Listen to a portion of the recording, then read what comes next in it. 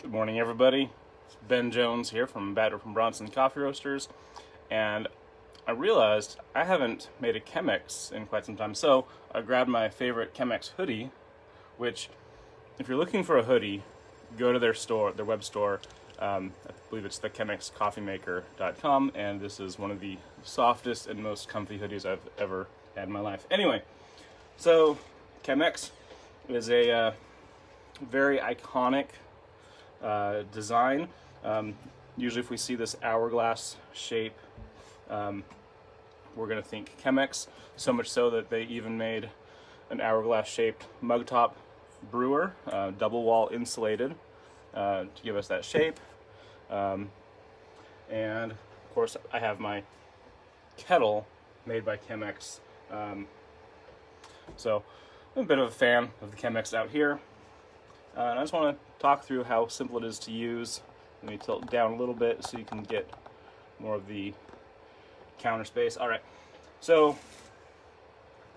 the thing that most gives the Chemex its characteristic cup profile is the thick paper filter.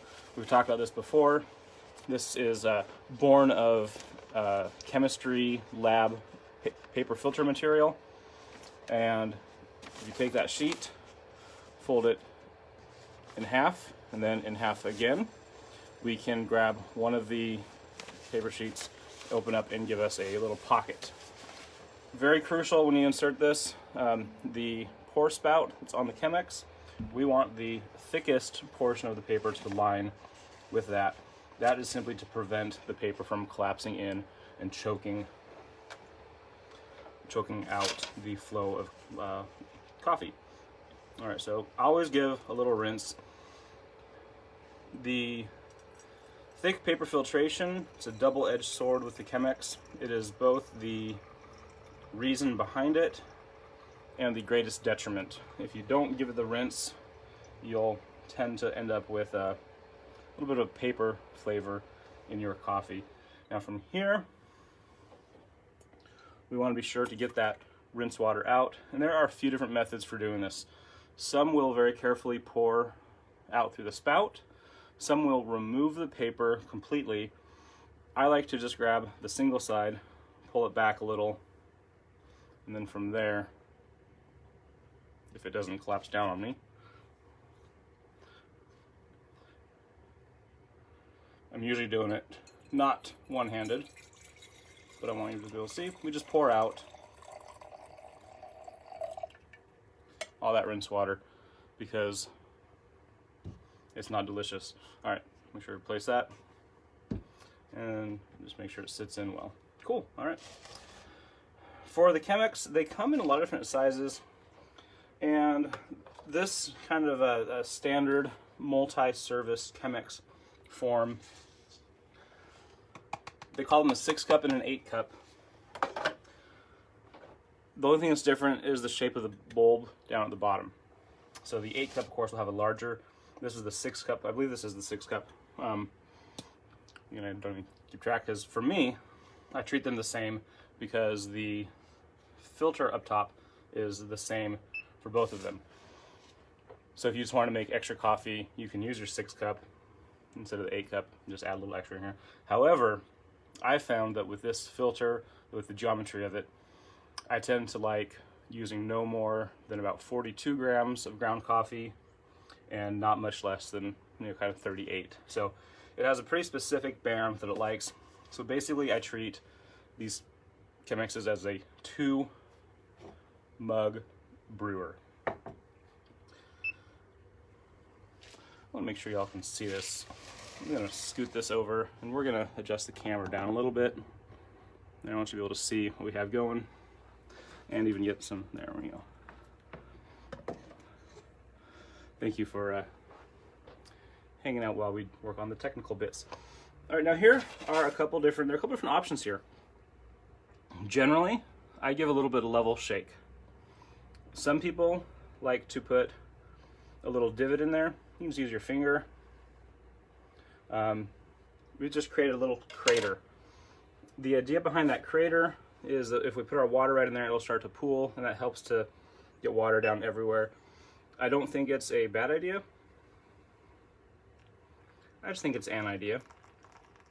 So we'll just pour some water in there. It is kind of fun to watch it fill and then flow over. And we're going to add just enough water to get everything saturated. Typically it's going to take about twice the weight in water as your grounds.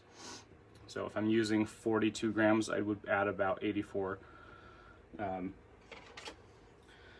These large bubbles, those are dry pockets getting saturated. I don't want to have too long of a delayed saturation, so a stir with a little bamboo skewer or something is not a bad idea.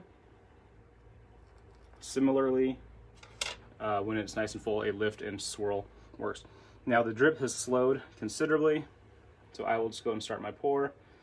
And there are a lot of techniques with Chemex. I just like to add some water, and I'm going to bring it all the way up to where the glass ridge of the Chemex sits. I just have some burping going on in there. All right.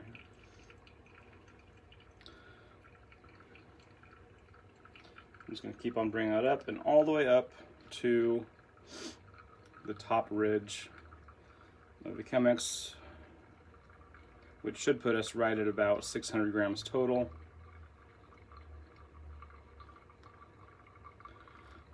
There we are, 593 grams. All right, and then here, I'm starting to see the filter collapse a little bit into the spout.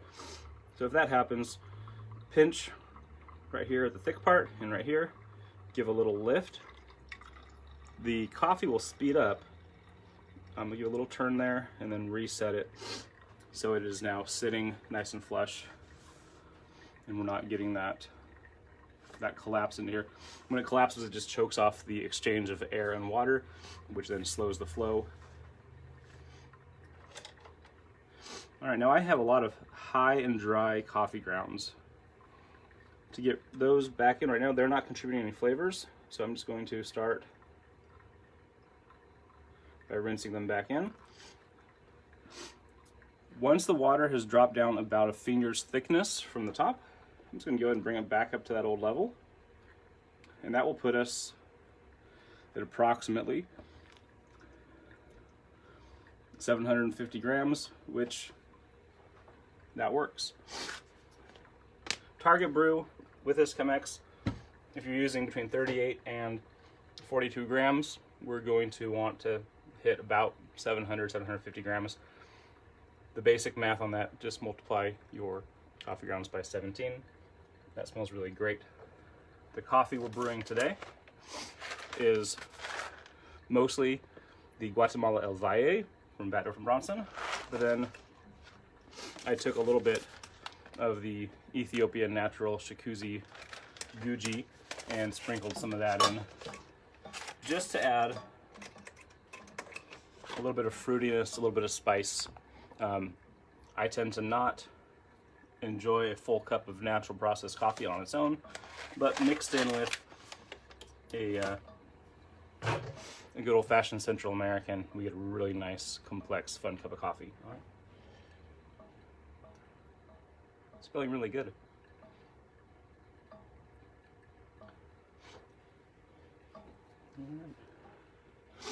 So I'm getting impatient, and I want to start drinking my coffee. It's really hard to wait for it to drip all the way through sometimes. When I'm not talking and distracting myself, this takes about 4.5 minutes, start to finish. With the brew, right here, we're just at about 4.5 minutes, so that is a good sign. And again, with any of the brewers, what we're matching when we're talking about times, we're matching grind size with contact time, especially on percolator drip through methods. When the grounds are very small, we want very small contact time. When they're larger, we want a little bit larger contact time. All right. Clean up on the Chemex. This is one of my favorite things. Simply lift out your paper, collect it, compost it. There we are now. That is just beautiful. That really thick paper of the filter, that pulls out a lot of the little materials, the coffee particles, the oils, things that tend to block up our flavor receptors on our tongue.